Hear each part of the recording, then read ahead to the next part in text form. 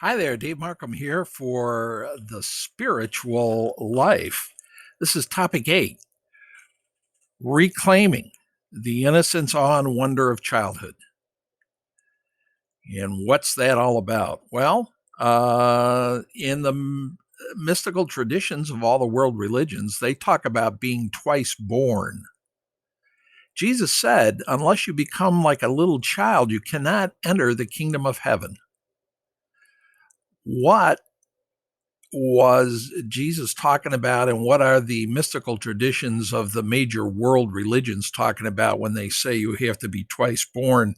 What they're talking about is the renunciation and shedding of all your social conditioning and socialization. If you can give up the ego and the things on the path of the ego, then you can enter onto the path of the spirit and enjoy the peace and bliss that comes with the merging into the oneness. This is stage 4 and 5 in Fowler's model of the stages of spiritual development. How do you do that? Well, first, you need to know that you have a choice. You do not need to continue to walk on the path of the ego. You also can take a right turn onto the path of the spirit. But that requires the willingness to renounce your pursuit of the idols on the path of the ego. Are you willing to give those things up? Money, power, prestige, status, special relationships, sex, the whole 9 yards. People have been taught and believe that those things are going to make them happy. But as we go on in life, we realize that whatever pleasure those things might provide for us, the pleasure is always temporary. And people experience what the psychologists call hedonic adaptation, which simply means that we get used to the pleasure and then we need a little more of it to get the same rush. Or we become very anxious and fearful that we could lose whatever the object or relationship is that's giving us that pleasure. And so we become anxious and defensive and clingy.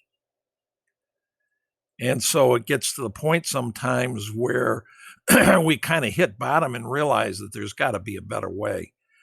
Continuing on the path of the ego in search of external things to make me happy is not doing the trick. It's not really making me happy.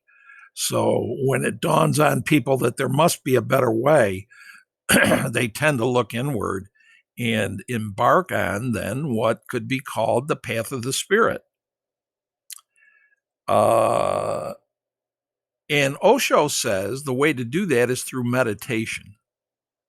And what he means by meditation is clearing your mind of all those thoughts, shoulds, musts, got tos, wants. The Buddhists call it monkey mind, all that chatter that goes on incessantly in our head.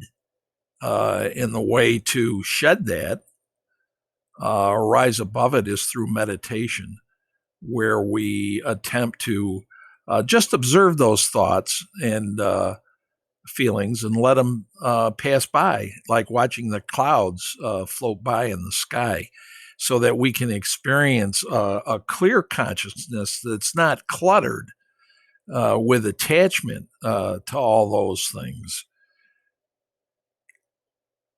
What would be the benefit of meditation? Well, it would give us more peace and bliss. People say it improves their physical health, certainly improves their mental health. Often it improves their relationships with other people. And it helps you become the person that you were created to become during this incarnation, during this lifetime. So uh, we need to seek out the renunciation of our attachment and desires for the thing of the ego and focus on inwardly the unconditional love of God.